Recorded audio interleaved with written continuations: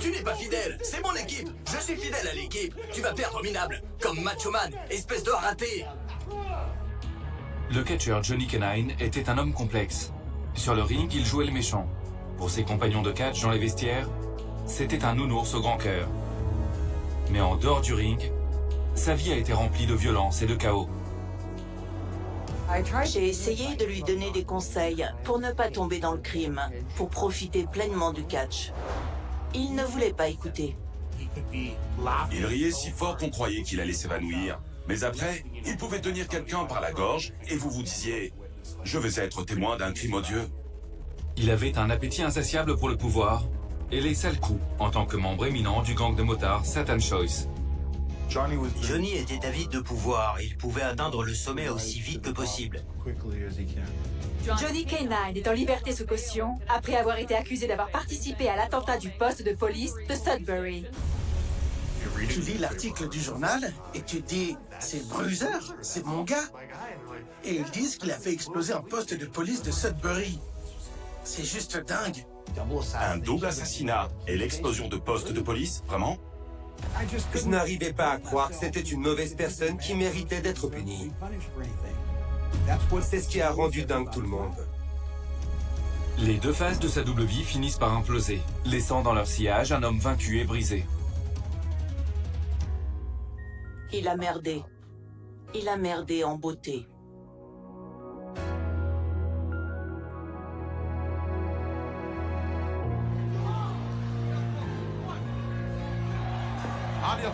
À l'offensive. Oh, il se retourne, il passe derrière, attention. Oh!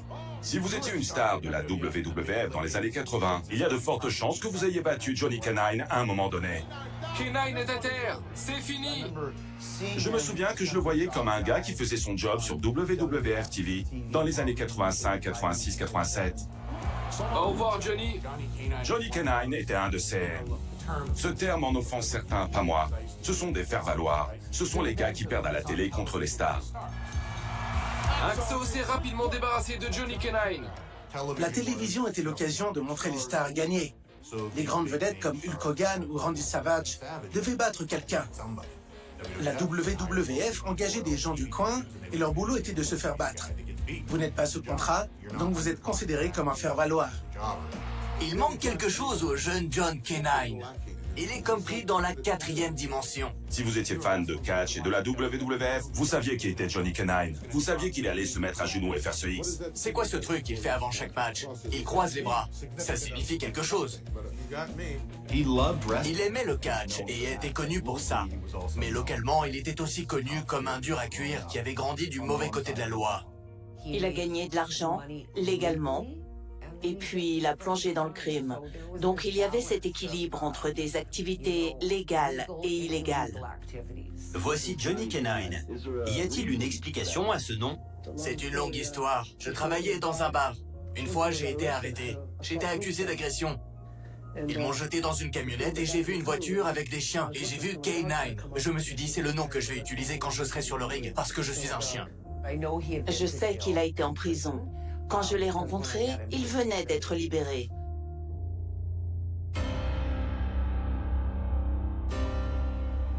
Je m'appelle Tracy Edwards et j'ai été mariée à Johnny K-9. Je l'ai rencontré en 1993 à Hamilton, dans l'Ontario. J'étais danseuse. Je faisais un spectacle de roller. Et le truc avec Johnny, c'est que quand il entrait dans un bar, tout le monde s'arrêtait de faire ce qu'il faisait. Et ça m'a époustouflée.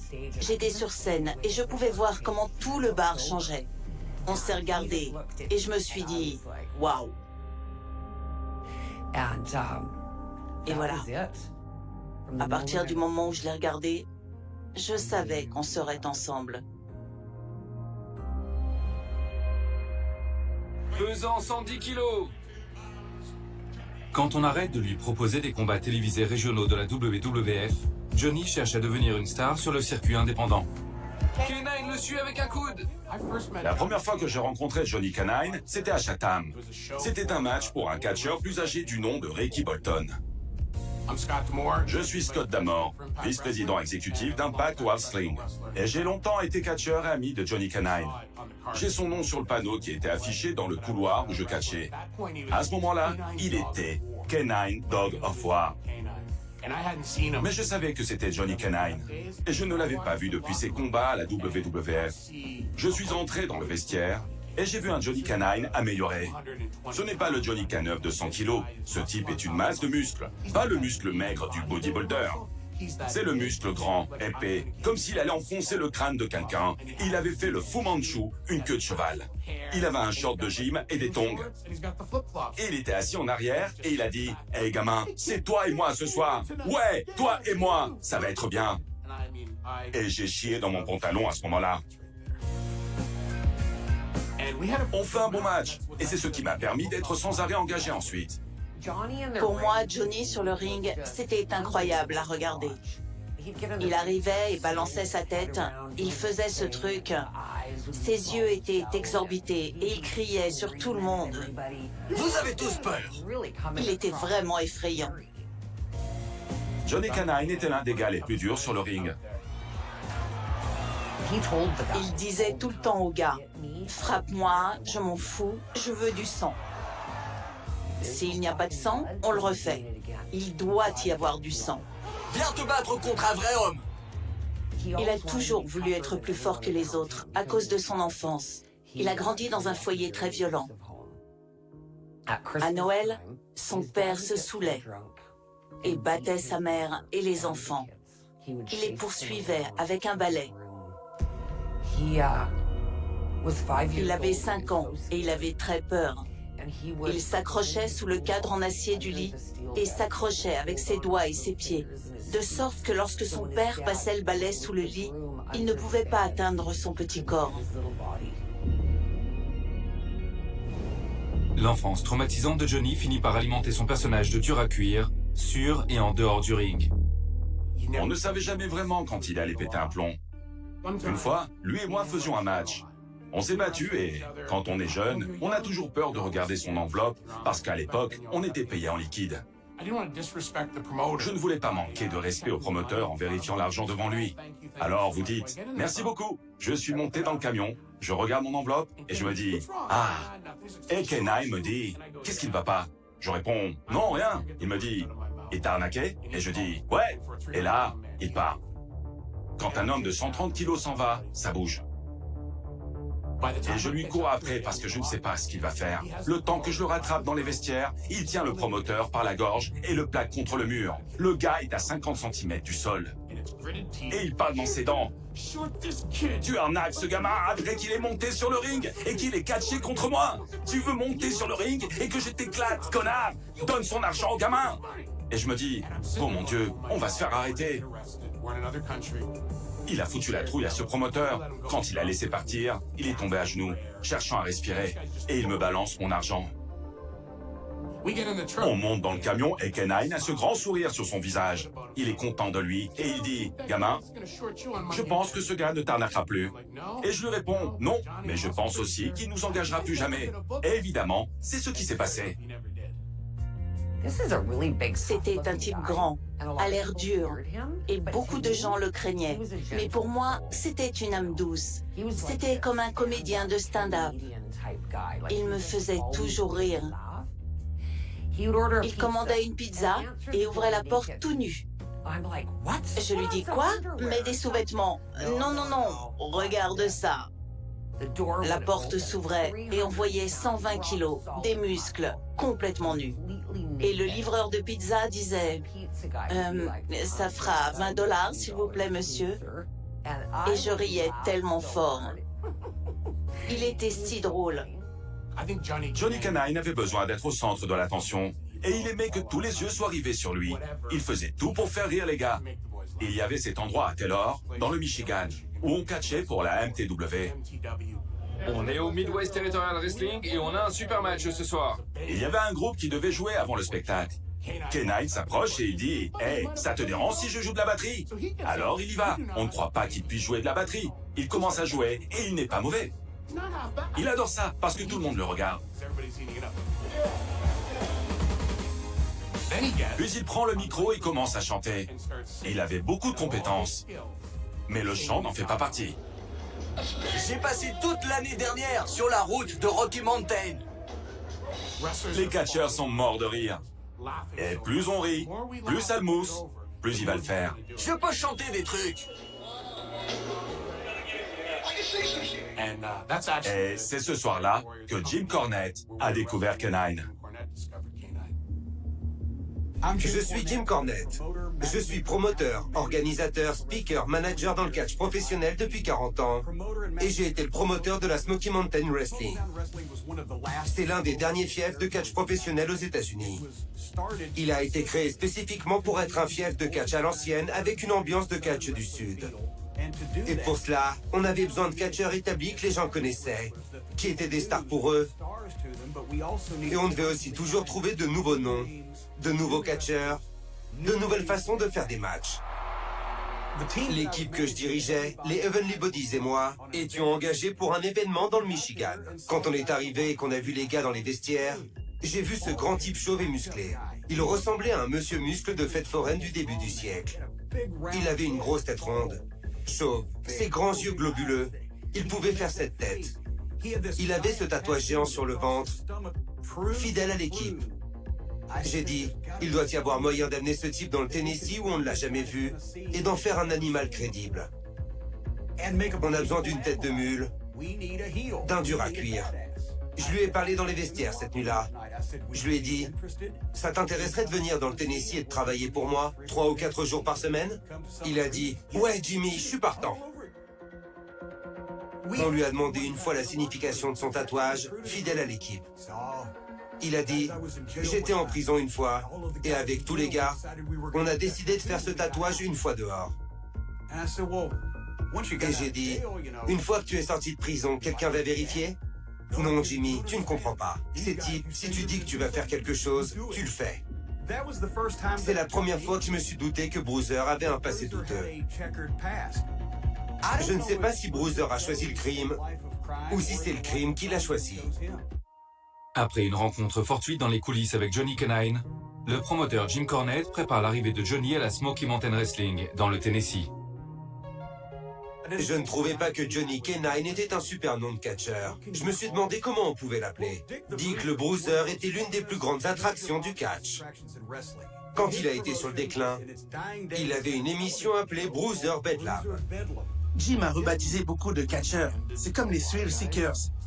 Jericho et moi, on catché sous le nom de Sudden Impact. Mais pour lui, Thrill Seekers sonnait mieux pour son public. On va faire bouger l'Amérique. Je suis Lance Storm. J'ai participé à la Smoky Mountain Wrestling en 94. Lance Storm et Chris Jericho, les Thrill Seekers. Peu de catcheurs américains peuvent faire les mouvements que vous voyez. C'est de niveau international. Cornette a dit, je fais venir ce nouveau gars, c'est Bruiser Bedlam. Tout le monde se dit, qui c'est? Oh, c'est Johnny K9. J'ai dit, d'accord. Il était en route pour les États-Unis. C'était une journée très froide et il conduisait une Jeep. Il avait son débardeur et pas de manteau. Je lui dis, qu'est-ce que tu fais? Il me dit, ne t'inquiète pas, il va faire si chaud, si vite que j'en ai rien à foutre. Il montait cette colline dans sa Jeep, même s'il faisait froid. Il portait juste un petit maillot, comme un débardeur de sport. C'était un type gigantesque avec un débardeur, un short et des tongs. Et on se dit, oh mon Dieu, qui est ce gars? Encore un fou furieux. Mais 10 secondes après l'avoir rencontré, il vous dit, hé mon pote, ça va? Il avait le comportement d'un gros nounours. Pour pouvoir présenter Bruiser Bedlam comme un nouveau méchant, Cornette le fait se battre contre le meilleur visage d'ange de la fédération, Bullet Bob Armstrong. Son premier soir, on a fait un match à handicap contre Bullet Bob Armstrong, qui était la légende de tous les temps du catch de cette région. Et Bruiser l'a battu. Il le court, 1, 2, 3. Et les gens disaient, il a battu Bob Armstrong? Personne n'a battu Bob Armstrong. Ça lui a donné instantanément un peu de crédibilité. On a fait des vidéos avec lui où il enfonçait un clou de 10 cm dans une planche à main nue. Une fois, il a dit, Jimmy, je peux casser une bouteille de bière sur ma tête. Ok. Donc la caméra tourne, il a une bouteille dans sa main, et bam! Elle ne s'est pas cassée. J'ai dit, Bruiser, tu sais qu'on peut faire un trucage? Non, je peux le faire. Deuxième prise, bam! Là, il a une bosse sur sa tête. J'ai compris. Bam! Là, elle saigne. J'ai pris la bouteille et je l'ai chauffée. Je l'ai mise dans de l'eau froide. Je l'ai laissé craquer un peu. Je lui ai redonné, je lui ai dit, maintenant casse-la. Ya! Voilà qui je suis! Il y a un type qui saigne à la télévision et qui crie, je vais vous tuer. Je l'ai cru. À l'époque, à part le catch, vous saviez ce qu'il faisait pour vivre? Je ne savais pas. Johnny K9 a grandi dans un quartier difficile, où la criminalité était une vraie option. Je m'appelle Bill Dunphy. Je suis un journaliste spécialisé dans les faits divers, aujourd'hui à la retraite. Hamilton était une vraie place industrielle. Et dans les années 70 et 80, ça a beaucoup décliné. Donc les opportunités pour quelqu'un de l'âge de Johnny étaient très différentes de ce qu'elles étaient 10 ans, 15 ans plus tôt. Johnny a grandi dans la pauvreté. Il s'en sortait à peine. Avec le catch, il gagnait un peu d'argent, mais pas autant qu'il voulait. C'est pourquoi il a travaillé pour une famille, dont je ne dirai pas le nom. La famille Gravel, qui était une grande famille à Hamilton. Mon nom est Len Eisnor. J'ai été sergent détective au sein de la police de l'Ontario. Il avait des connaissances parmi toutes les familles du crime organisé. Les gens qui avaient des dettes donnaient un pourcentage à des gens comme Johnny K9. Et il prenait une commission pour la collecte.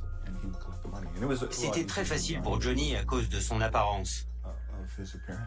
Parfois, il rentrait avec du sang sur ses chaussures et il se lavait les mains. Et c'était une des façons qu'il avait de gagner sa vie.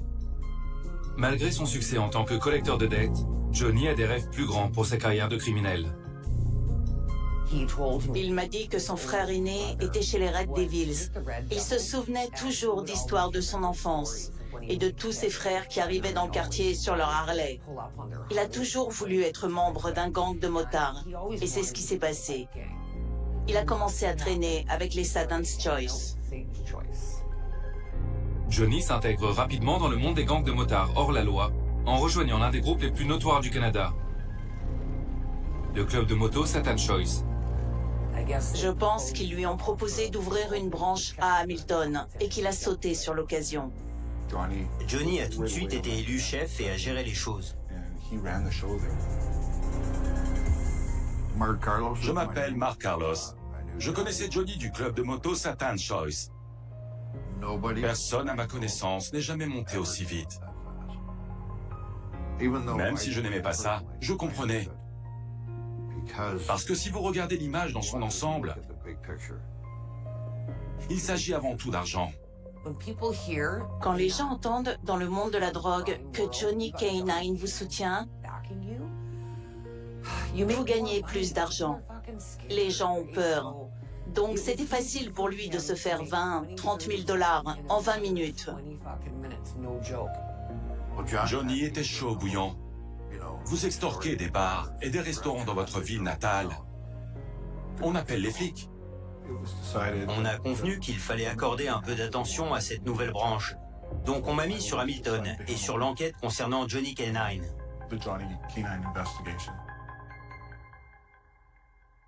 Il gagnait beaucoup d'argent illégalement à ce moment-là. Mais il adorait le catch. Il allait catcher pour 200 $.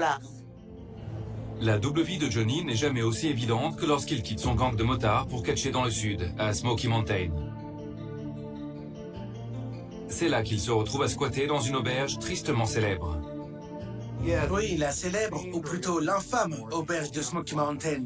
Il y en avait 4 ou 5 qui vivaient là en même temps. Chris Jericho s'y a trouvé pendant un moment. D'autres gars qui débutaient dans le catch. Et soudain, quand Bruiser est arrivé, il a décidé de vivre chez moi. Il a dit « Hey, mon pote, si je dois vivre ici, je ferai ma part. » Dans son esprit, ça voulait dire faire la vaisselle. J'ai pris une assiette avec plein de morceaux de nourriture dessus et... je regarde Bruiser faire la vaisselle. Et pour lui, c'était juste tenir le plat sous l'eau. Et ensuite, faire comme ça et le remettre. Pour lui, c'était propre. Après, il m'a dit « Mon pote, je vais le faire. Mec, c'est bon. Tu es l'invité ici. Tu veux faire ta part? Sors les poubelles. » C'était un bon colloque avec Trainer. Pour ce qui est des tâches quotidiennes, pas du tout. Mais en tant que personne, il était toujours sympa. Le premier mois à la Smoky Mountain Wrestling, on a mis Bruiser avec tous les gars qui savaient battre les challengers. On avait un grand événement au Civic Coliseum de Knoxville. Jake the Snake Roberts devait combattre dans un des principaux matchs. L'autre était Bruiser Bedlam contre Randy Macho Man Savage. Bruiser Bedlam, tu dois comprendre que ce sont des jours de gloire pour le Smoky Mountain Wrestling. Randy m'a dit, c'est ton gars, il va rester ici. Je suis là une fois. Laisse-moi le mettre en valeur. Randy Macho Man Savage, l'une des plus grandes stars du catch, il me fait une faveur en participant à mon spectacle. Et maintenant, il veut perdre contre mon nouveau super méchant. J'ai essayé d'interférer. Cornette est à terre. D'autres personnes se sont impliquées. Mais Bruiser Bedlam a battu Randy Savage. 1, 2, 3. Bruiser Bedlam clôt au sol Macho Man. Pour Johnny, ça permettait de dire « Je suis là, je ne suis plus un faire-valoir ». Tu vas tomber, minable! Comme Macho Man, espèce de raté! Ça a été le plus grand match de toute sa carrière. Et je pense qu'il a fait du très bon boulot avec ce qu'on lui a donné pendant la période où il était à Smoky Mountain. À Thanksgiving, on a dû changer de talent. Je n'ai pas pu lui trouver de place. Il l'a bien pris, il a dit « Hey Jimmy, pas de souci, j'ai passé un bon moment. » Et il est retourné à Hamilton. En 9 mois, je ne me souviens pas avoir eu un seul problème avec Bruiser Bedlam dans les vestiaires ou à l'auberge de Smoky Mountain. Je vais te fumer, enfoiré! Il faudrait que je voie une vidéo de lui en train d'exploser quelque chose pour que je le croie. Après Smoky Mountain Wrestling, il a fait des petits spectacles. Je suis l'homme fort de cette région! Je les ai tous battus! Je vais te battre! Il n'était pas heureux. Les spectacles étaient trop petits. Dites aux fans de s'asseoir, s'il vous plaît, essayez de rester à vos places. Il avait vraiment le cœur brisé. Tout ce qu'il voulait, c'était réussir. Peut-être qu'il espérait une meilleure opportunité dans le catch qui l'éloignerait de cette autre vie. Ou alors je pourrais essayer de faire de lui la personne que je veux qu'il soit. Il aurait probablement fait un grand catcheur, comme Hulk Hogan ou d'autres. C'était un showman. Il aimait l'attention. Mais il a pris le mauvais chemin. Cette vie n'est pas faite pour quelqu'un qui cherche à devenir célèbre. En tant que motard, ce n'est pas bon. On s'assoit dans le club, on surveille qui vient, qui part, qui s'associe avec qui, etc. Et Johnny sortait des fois et il nous disait « Qu'est-ce que vous faites les gars? Vous gaspillez l'argent des contribuables. » Tu ne parles pas aux flics. Pourquoi le faire? À moins de se croire plus intelligent. Intouchable. Je ne sais pas. Mais ce n'est pas bon. On obtenait des informations par lui sans qu'il le sache vraiment. Par exemple, sa moto qui était au garage et qu'il devait aller chercher plus tard. Bref, des petites infos qui pouvaient s'avérer utiles. En plus d'une surveillance constante, le sergent Lenny Snore et son équipe utilisent des écoutes téléphoniques pour surveiller les activités de Johnny et de son gang. On a remarqué au début de notre enquête qu'il y avait des liens entre le Satan's Choice de Hamilton et le Sudbury. Ils semblaient se fréquenter davantage. Johnny K9 a noué une relation avec un membre de la branche de Sudbury appelé Michael Dubé. Michael Dubé était probablement le motard le plus dangereux que j'ai jamais croisé. Un soir, ils ont décidé d'aller au Solid Gold. C'était un lieu de divertissement pour adultes. Tous les membres de Sudbury plient leurs drapeaux et les mettent dans leurs sacoches. Et Johnny K9 dit « Qu'est-ce que vous faites ?» On lui répond « On ne peut pas porter de drapeau dans le Solid Gold. C'est écrit pas de couleur. » Johnny dit « On s'en fout. On va porter nos drapeaux ici. » Il est passé de catcheur à Al Capone. Et quand tu as le syndrome Al Capone, ça veut dire que tu fais ce que tu veux. Le personnel du Solid Gold leur dit « On ne peut pas vous servir, les drapeaux sont interdits ici, et on aimerait que vous partiez. » Les membres du Satan's Choice se sont braqués et ont dit « Non, on part pas ». La police de Sudbury est appelée et il y a un affrontement entre la police et le Satan's Choice et le gang a reculé. Johnny K9 et Mike Dubé disent combien ils sont énervés par ce qui s'est passé au Solid Gold. Alors, ils ont décidé de faire exploser le club de striptease. K9 et un autre membre du groupe Hamilton ont proposé de s'occuper des explosifs et des bombes. Johnny ne sait pas qu'il y a eu un changement de plan et Michael Dubé décide que la bombe ne visera pas le Solid Gold. Il décide que la bombe explosera au poste de police de Sudbury. Ils y sont allés et ont mis la bombe dans une allée à côté du commissariat. Et ça a fait un trou dans un mur de briques.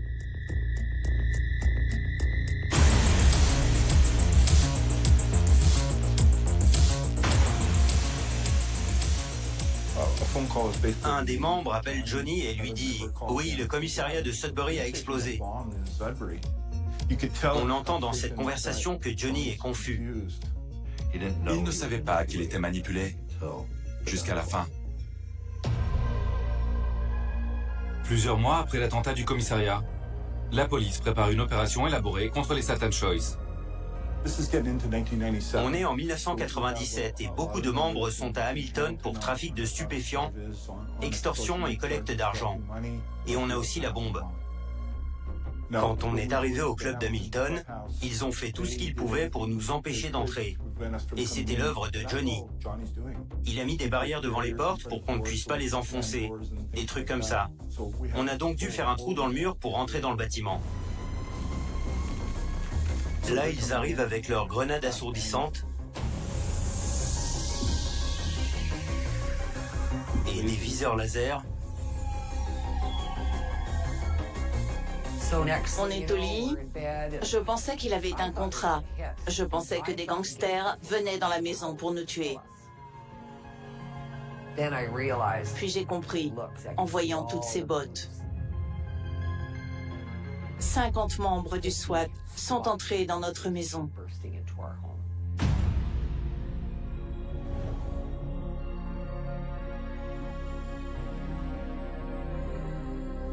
C'était fini à ce moment-là. Oui. Oui. L'unité d'intervention de la police de Hamilton-Wentworth a pénétré dans le pavillon des Satan's Choice, rue Lottridge. Le chef du club, Johnny K9, est en liberté sous caution pour les accusations portées contre lui à la suite de l'attentat contre le commissariat de Sudbury en décembre 1996. C'était troublant, parce que d'un côté, je connaissais Bruiser, sa personnalité sympathique, et puis votre beau-père qui vous dit « C'est ton ami ?» Oui, mon ami, l'homme qui a essayé de faire exploser un commissariat en Ontario. Il y a eu un grand moment, et la police a organisé ce moment, où ils ont pris une grue et ont retiré le logo des Satan's Choice du bâtiment. Ça lui avait demandé beaucoup d'efforts. C'était quelque chose qu'il avait construit. C'était sa maison. C'était sa vie. Quand il a été arrêté, Johnny s'est tourné spontanément vers moi et a dit « Lenny, c'était pas pour le poste de police, c'était pour le Solid Gold. » Johnny K9 a été interrogé par un officier qui savait comment faire pression sur lui pour qu'il dénonce quelqu'un. Grâce aux échos téléphoniques et aux déclarations de Johnny K9 aux autorités, Michael Dubé est accusé d'être le cerveau de l'attentat à la bombe du poste de police et Johnny est libéré sous caution. Une de leurs règles est de ne rien dire à la police, de ne pas l'aider dans ses enquêtes.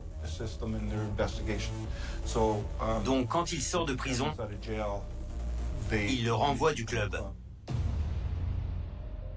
Il a été accusé d'être une balance. J'ai croisé un de nos amis et je lui ai demandé « Comment ça va ?» Et le type s'est retourné et m'a dit « Ton homme est un putain de rat. » Et je me suis levée et je lui ai cassé la gueule. Je défendais Johnny quoi qu'il arrive. J'étais tellement amoureuse de lui. J'étais aveuglée par son amour. Mais je suis passée de la fierté et du bonheur d'être avec lui à la nervosité et à avoir peur pour ma vie. La police m'arrêtait au hasard. Un agent civil est venu à ma fenêtre et je lui ai demandé « Pourquoi vous m'arrêtez? Je ne fais rien de mal. Je veux juste vous dire que votre vie est en danger. » Il m'a dit qu'il y avait un contrat sur moi et John. C'était vraiment effrayant.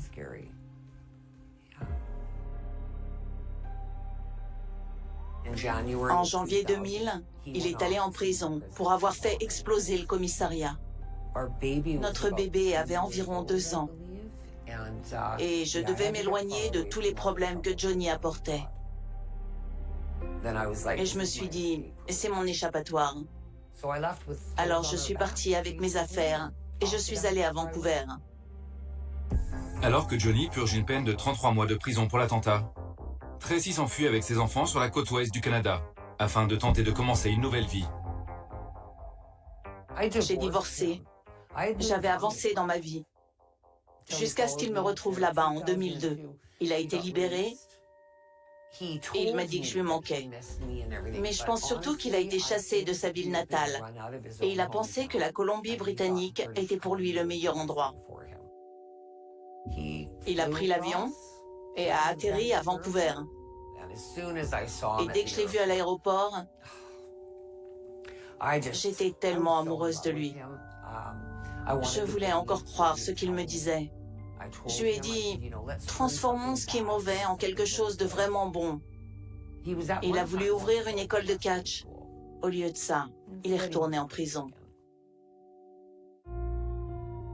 Après seulement quelques mois en Colombie-Britannique, le passé criminel de Johnny revient le hanter. Il est arrêté pour un double meurtre commis en Ontario en 1998. Les Gilbanks ont été assassinés en 1998.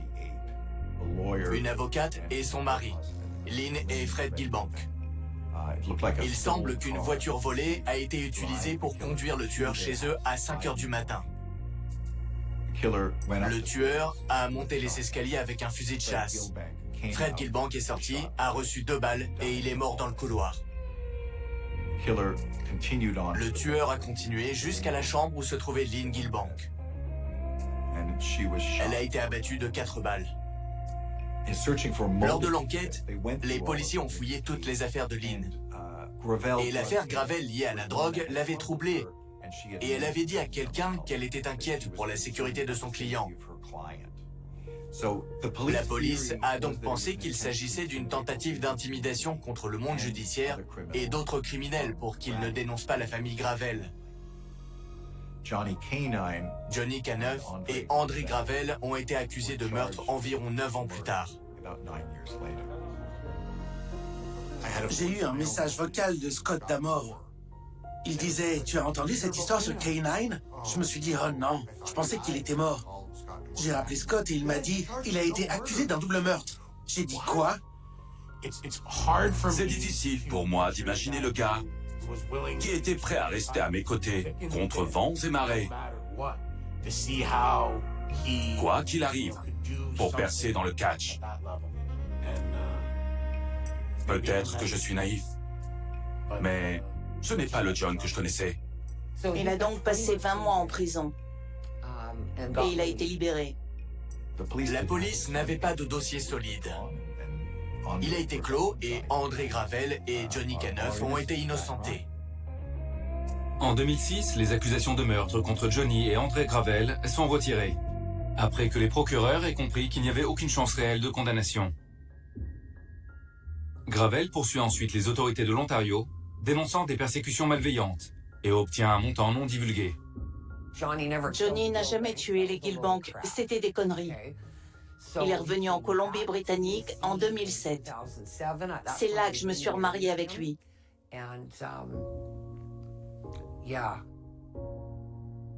Johnny disait, qu'est-ce que je vais faire pour gagner de l'argent? J'ai dit, du cinéma. Sammy, au secours! Au secours! C'était un bon acteur? C'était pas un super acteur. Il a fait de son mieux, mais il s'est beaucoup amusé en le faisant. Après, il était dans une salle de sport à North Vancouver et a rencontré un Hells Angel. Puis, il a parlé avec le gang United Nations et il est rentré à la maison en se vantant et je lui ai dit « Quoi? Attends une minute, on fait marche arrière là. Tu es censé changer ta vie. Qu'est-ce que tu fais, bordel ?» Sur la côte ouest, il a été impliqué dans le gang United Nations, un gang multiethnique du crime organisé. Il a essayé de me le cacher, mais ça n'a pas duré longtemps. Il y avait 45 kilos d'herbe dans ma cuisine pendant que mes enfants étaient à la crèche. Et il disait « Attends une minute, je vais y mettre du whisky et du coca. Ça pèsera plus lourd et on se fera plus de fric. » J'ai dit « T'es complètement fou. » On vaporisait l'herbe sur le sol de ma cuisine et moi je la pesais et je l'emballais. Il revenait avec 20 à 30 000 $. Il empilait les billets. Je lui ai dit « John, tu fais la même chose qu'à Hamilton ?» La police dévoile les visages du gang United Nations et les enquêteurs comptent tous les voir en prison. En 2008, un coup raté du gang United Nations entraîne la mort d'un jeune homme innocent. Dans le cadre des vendettas qui avaient lieu entre ces deux bandes et la Colombie-Britannique, John a été arrêté par la police pour des meurtres commis là-bas. Puis il a été inculpé en 2009 pour meurtre au premier degré. J'étais enceinte de 9 mois quand il a été arrêté. Et le jour où il a été placé en détention, je ne le savais pas à l'époque, a été son dernier jour en liberté. Johnny K9 plaide coupable de complot pour meurtre. Mais l'accusation de meurtre au premier degré est suspendue. Après avoir purgé 4 ans de sa peine de prison, Johnny est transféré dans un centre de réinsertion à Toronto. Il était censé revenir à Vancouver dans 6 semaines. Mais c'est la police qui est venue chez moi. Ils m'ont dit « Connaissez-vous Ion Croitoru ?» J'ai dit « Oui ». Dans ma tête, je me dis « Merde, qu'est-ce qui se passe ?» Et ils m'ont dit « Ion est décédé ce matin ». J'étais complètement engourdie. J'ai été choquée. Ça a été très dur. Le 21 février 2017, Ion William Croitoru, alias Johnny K9, meurt à l'âge de 53 ans. La cause de son décès fait l'objet de spéculations. Il est mort d'une crise cardiaque, probablement à cause de son mode de vie. Je sais qu'il avait des problèmes sur la côte ouest. Donc, soit c'était un gros bonnet qui voulait sa mort, soit quelqu'un lui avait donné du bon matos. Et il a fait le grand saut. Ou alors, il ne pouvait juste plus continuer. La raison de sa mort est qu'il a été aspergé de gaz lacrymogène par les gardes en prison. Ça a dû lui racler les poumons. Il y a d'autres raisons aussi, mais... Quelqu'un m'a envoyé un article avec le titre « Les causes naturelles réussissent là où les mafieux et les gangsters échouent. Johnny K9 est mort. » On aurait dit le titre d'un journal de Chicago pour la mort d'Al Capone. J'ai ri et je me suis dit, si Johnny K9 avait pu écrire le titre pour sa mort, c'est ce qu'il aurait écrit. Il avait ce charisme qui forme les héros populaires. Al Capone était très dangereux, et bien qu'il ait tué des gens, qu'il ait été impliqué dans le crime toute sa vie, qu'il ait gagné sa vie avec le crime, on a fait de lui un héros populaire. Et cette description correspond à Johnny K9, car on parle encore de lui. La mort de Johnny laisse une énigme en suspens. Un horrible double meurtre est toujours non résolu. On a perdu l'une de nos chances de découvrir ce qui s'est passé lors de l'assassinat de 2 bonnes personnes. Il a porté préjudice à beaucoup de gens dans sa vie. Si vous lui deviez de l'argent, il vous giflait. Mais il n'a jamais tué personne. Il traînait avec les mauvaises personnes pour gagner de l'argent. Et ne réalisait pas à quel point il était impliqué avec des gars qui tuaient des gens. Non. Je suis totalement en désaccord avec ce que dit Tracy. Johnny K9 était une personne très dangereuse.